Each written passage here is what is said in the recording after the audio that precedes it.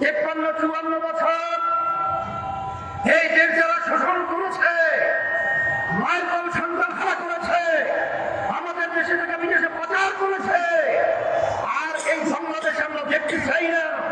এই বাংলাদেশ আমি জন্মগ্রহণ করেছি, এই বাংলাদেশের ভালো, এই বাংলাদেশের খারাপ, এই বাংলাদেশের উন্নয়ন, এর সামনে প্রতিটা পড়তে পড়তে আমার সম্পৃক্ততা আছে। এই জন্য আমরা চিন্তা করেছিলাম এই দেশটাকে একটা সুন্দর দেশ করব, একটা ভালো দেশ নির্মিত করব। কিন্তু একদল স্বার্থন্বেষী মহল সাইনবোর্ড লাগিয়েছে ইসলাম, কিন্তু ভিতরে হলো সব ইসলাম। আমরা যখন দেখলাম গোপনে আমেরিকার সঙ্গে বৈঠক করে, যখন দেখলাম গোপনে ভারতের সঙ্গে বৈঠক করে, তখন আমাদের বুঝ হয়ে গেছে যে আমাদের এই আমেরিকা এবং ভারতের ইনসাফ আমরা বাংলাদেশে চাই না। আমরা চাই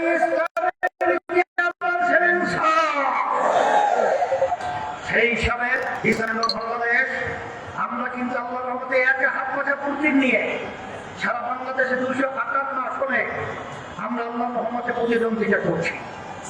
আমি সারা দেশে ঘোরার পরে বিভিন্ন জায়গায় আমি দিনার দিন যেটা লক্ষ্য করেছি, দিনার দিন আল্লাহর রহমতে আজকে যারা সম্মানিত বাবাকেরা রয়েছেন, যারা আজকে ইসলাম প্রেমিক রয়েছেন, যারা আজকে দেশ প্রেমিক রয়েছেন, যারা দেশকে ভালোবাসেন, আজকে যারা স্বতঃস্ফূর্তভাবে ইসলামী আন্দোলন বাংলাদেশ হাত পাখা প্রতীকের পক্ষে বিজয়ের জন্য তারা লেগে গেছে, বিজয় করবে, বাংলা জমিনের ভিতরে হাত পাখা আল্লাহর রহমতে বিজয় হবে। সাথে সাথে বাংলাদেশের রাজধানী ঢাকা,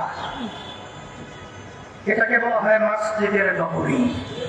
কি নগরী?